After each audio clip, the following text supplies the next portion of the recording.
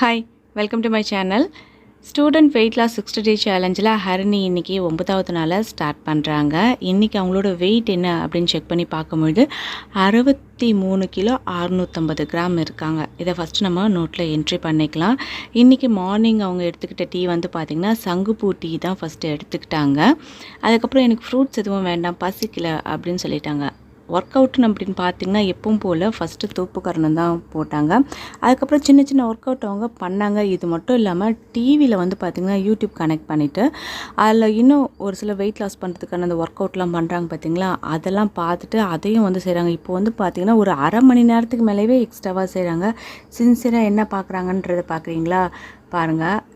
எந்தெந்த டிவியில் ஒர்க் அவுட்லாம் போடுறாங்களோ எல்லாத்தையுமே பார்த்துட்டு இந்த அம்மாவும் ட்ரை பண்ணுறாங்க. ஓகே, நல்ல விஷயந்தான். ஒவ்வொரு எக்ஸசைஸும் ஒவ்வொரு பார்ட் வந்து பாடி குறைக்கும் அப்படின்றத பார்த்துட்டு ஒவ்வொன்றும் வீட்டில் ட்ரை பண்ணி பார்க்குறாங்க. ஓகே, ஏன்னா நான் கடைக்கு போனதுக்கப்புறமா கொஞ்சம் ஒர்க் அவுட் பண்ணுறாங்க.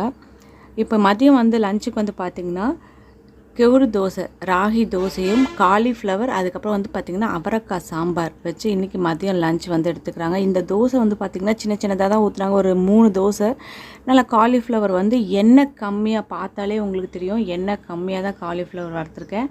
அது மட்டும் இல்லாமல் அவரைக்காய் சாம்பார் வச்சுருக்கேன். இதுதான் இன்றைக்கி அவங்க எடுத்துருக்க லஞ்சு. ஈவினிங் எதுவும் எனக்கு ஃப்ரூட்ஸ் வேணாம், ஏன்னா இப்போ இந்த ஒரு 9 டேஸாக வந்து இந்த டயட் பிளான் வந்ததுக்கப்புறமா அவங்க கண்ட்ரோலாக வந்துட்ட மாதிரி அவங்க ஃபீல் பண்ணுறாங்க. எனக்கு பசிக்கல, எனக்கு வேண்டாம் அப்படின்றாங்க. ஆனால் நான் சொல்லிட்டேன், பசிச்சா ஃப்ரூட்ஸ் எடுத்துக்குமா அப்படின்னு நான் சொல்லியிருக்கேன்.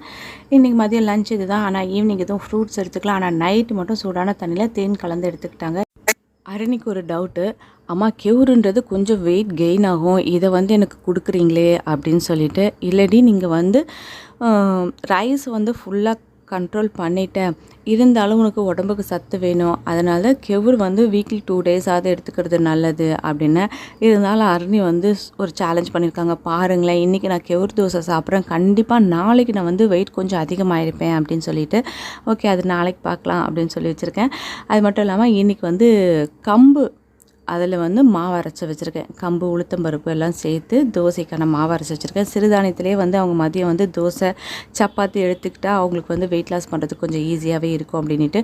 ஓகே, இன்றைக்கி இவங்க இந்த ராகி தோசை சாப்பிட்றதுனால அவங்க நாளைக்கு வெயிட் கொஞ்சம் ஏறியிருக்காங்களா இல்லையா அப்படின்றத நாளைக்கு பார்ப்போம். இன்றைக்கி இந்த வீடியோ உங்களுக்கு பிடிச்சிருந்தது அப்படின்னா ஒரு லைக் பண்ணுங்கள், உங்கள் ஃப்ரெண்ட்ஸோட ஷேர் பண்ணுங்கள். இது வரைக்கும் நீங்கள் சப்ஸ்கிரைப் பண்ணாத வியூவர்ஸாக இருந்தால் சப்ஸ்கிரைப் பண்ணி பக்கத்தில் இருக்க இந்த பெல் ஐக்கானை கிளிக் பண்ணிங்கன்னா ஃப்யூச்சரில் வரக்கூடிய எல்லா வீடியோஸோட நோட்டிஃபிகேஷனும் உடனுக்குடனே கிடைக்கும். தேங்க்யூ.